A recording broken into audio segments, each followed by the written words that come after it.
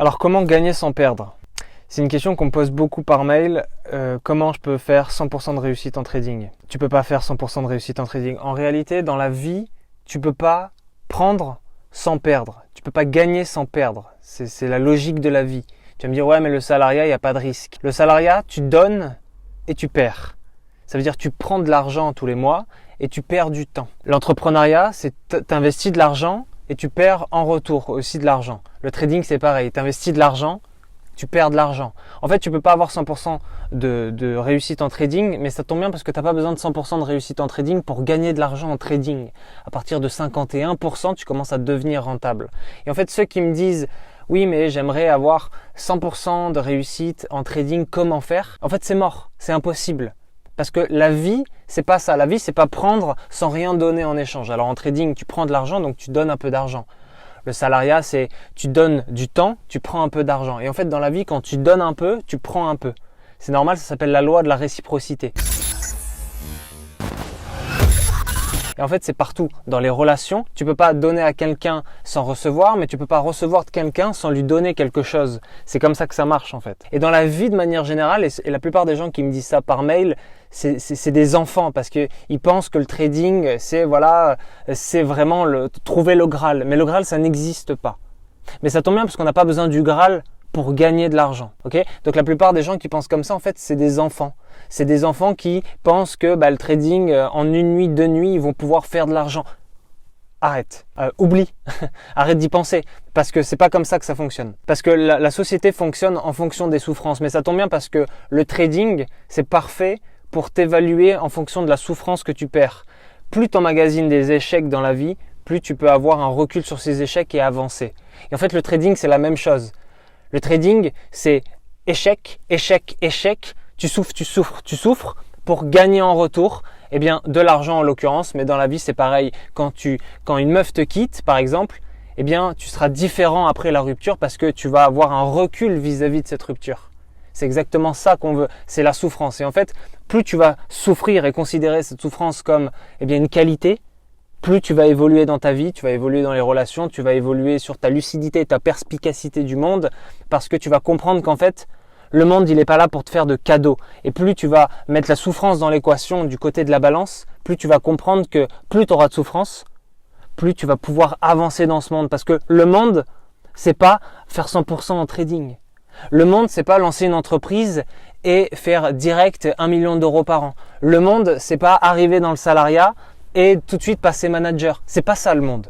Le monde c'est compliqué, le monde c'est la guerre, le monde c'est un combat perpétuel entre toi et les autres. Si tu combats pas les autres, tu te fais écraser. Si tu combats trop les autres, tu les écrases. C'est ça le dilemme de la vie. Le dilemme de la vie c'est souffrir, avoir des échecs et avancer perpétuellement jusqu'à atteindre une réussite. Et plus tu atteins la réussite, devine quoi? Plus tu augmentes. Parce que monter une montagne, grimper, gravir une montagne, ça va pas être je fais l'Everest demain. Ça va commencer par les petites montagnes, ensuite tu vas augmenter de mont en mont et plus tu vas grimper, plus tu vas avoir les mollets qui vont être gros, plus tu vas avoir de l'entraînement et plus tu vas arriver au sommet de la montagne, tu vas dire on va passer à l'autre montagne. Ça veut dire que plus tu vas souffrir, plus tu vas réussir, plus ton appétit va grossir. Et c'est ça qu'il faut comprendre, c'est que la souffrance fait partie intégrante du processus de réussite. Tu peux pas réussir sans souffrir. Mais souffrir te permet de réussir. Donc ceux qui me disent « Oui, mais je veux pas de perte. Oui, Alex, est-ce que ta stratégie, ta méthode nous confère 100% de réussite ?» Ça n'existe pas. Pas dans ce monde, en tout cas. Pas dans le mien. Et tant mieux parce que moi, la souffrance, ça m'aide à viser plus haut, plus grand, en permanence. J'étais l'autre fois avec un mec qui me disait par mail, il m'envoyait des mails et on discutait, parce que vous pouvez m'envoyer des mails et on discute. Et il me disait « Ouais, mais Alex, j'ai pas de meuf, j'ai pas de salariat, je suis au chômage, j'ai un statut de merde. Là, en ce moment, c'est Noël parce qu'on est en plein décembre. Je suis en train de me fumer avec les cadeaux, etc. Comment je fais pour m'en sortir ? C'est simple. T'as pas d'argent, fais de l'argent. T'as pas de meuf, trouve une meuf. T'as pas d'argent pour Noël pour offrir des cadeaux, donc n'offre pas de cadeaux. La réalité est beaucoup plus simple qu'en apparat parce que t'as pas de statut, mais tu veux faire style que t'en as et t'offres des cadeaux. T'as pas de meuf, mais tu veux faire style que t'en as devant les meufs, mais bon, t'es célib à mourir. Comment tu fais ? En fait, arrête de faire genre, juste fais les choses.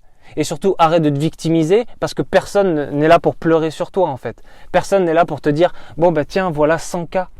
Tiens, voilà 100 000 euros pour que tu t'en sortes. » Non, c'est pas ça en fait. C'est pas comme ça que marche la société. La société fonctionne que si tu te bats. Ça s'appelle une méritocratie. Ça veut dire que la société te rend les choses que si tu le mérites. Pour le mériter, il faut bosser. Pour bosser, il va falloir échouer parce que pour réussir, il va falloir souffrir. C'est aussi simple que ça. Donc, avec ce mec, je lui disais, à chaque fois, je lui répondais, il m'envoyait des pavés de victimes et moi, je lui répondais avec juste une phrase. Non mais fais-le, en réalité. T'as pas de meuf, trouve une meuf. T'as pas d'argent, fais de l'argent. T'as pas de temps pour trader, trade.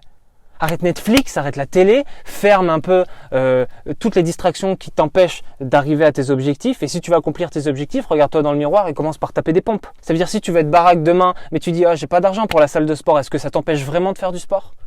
Il y a ceux qui se trouvent des excuses tout le temps en permanence. Et ce mec-là, à chaque fois, il me disait oui, non mais à chaque fois, non mais tu comprends, j'ai pas de meuf, mais c'est dur pour moi de penser. De quoi c'est dur? T'as plein de distractions et en fait ton confort est en train d'engourdir ta réalité. Le manque de confort t'endurcit. C'est pour ça que la plupart de ceux qui réussissent ont faim et ne se posent pas des questions inutiles. C'est ça la réalité. Enlève tes distractions, fais en sorte d'aller plus loin, d'aller plus haut et arrête de te donner des excuses parce qu'il n'y a personne qui va venir pleurer. Donc comme je disais, la réalité t'engourdit et c'est ce confort de la société, du système qui t'engourdit. Plus tu seras engourdi, moins tu vas arriver, moins tu auras faim et moins tu vas arriver à accomplir tes objectifs. C'est aussi simple que ça en réalité. La vie, c'est une guerre. Il n'y a pas d'égalité en réalité. Il n'y a pas d'égalité. C'est-à-dire que dans la réussite, personne n'est égaux. Ok ? Personne ne peut arriver dans un business et dire « moi, c'est facile, je vais réussir.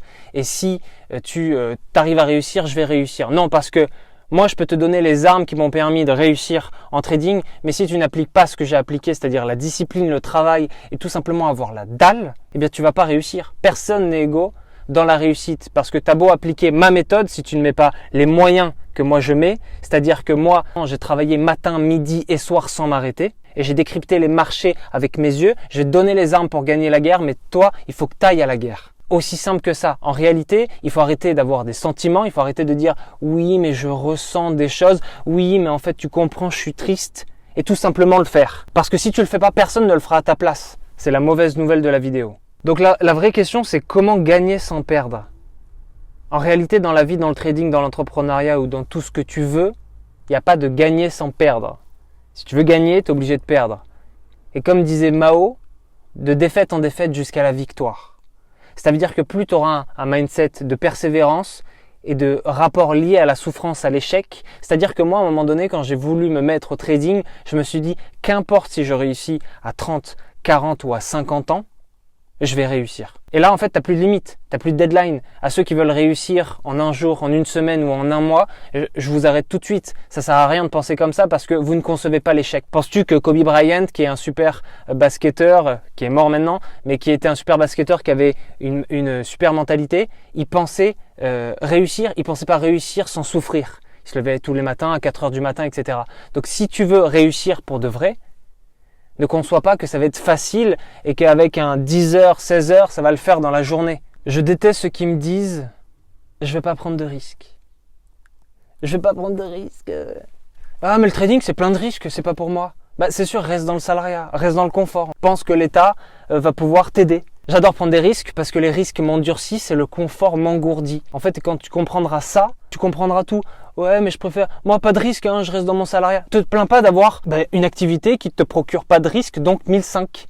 C'est sûr que pour déplafonner 1005, il va falloir prendre des risques. C'est sûr que si tu veux rouler vite sur l'autoroute, il va falloir monter un peu le moteur. Ou alors tu restes sur la 3e voie et tu suis les camions. Reste dans ton confort et tu penses que rester dans ton confort, ça va t'apporter le haut du panier. L'entrepreneuriat, le trading, l'investissement immobilier, traverser la route, ça demande des risques, ça demande d'avoir des couilles, ça demande de les poser sur la table et de se dire « Ok, je vais essayer d'aller plus loin ». En fait, tu penses que être dans ton salariat, avoir des sous qui tombent de l'État, ça va, je vais pouvoir bien vivre. Plus tu fais confiance à l'État, plus tu te rendras compte que l'État, en fait, t'es une pute et lui, c'est ton Mac. Il finira toujours par gagner au score. Parce que si tu veux réussir dans le trading ou dans la vie, le trading, moi j'adore ça parce que c'est vraiment le miroir.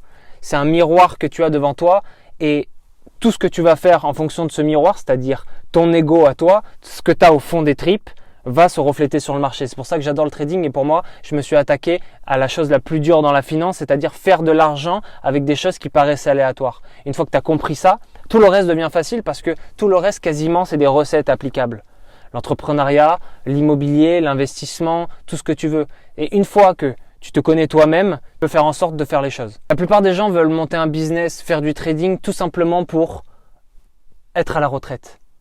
Moi, quand je vois les autres formateurs, les entrepreneurs qui disent « Ouais, ça serait bien d'avoir la retraite à 30 ans. » Mais moi, je veux pas être à la retraite à 30 ans. Moi, je veux pas m'arrêter de travailler. J'adore ce que je fais et j'ai envie de le faire, je le fais.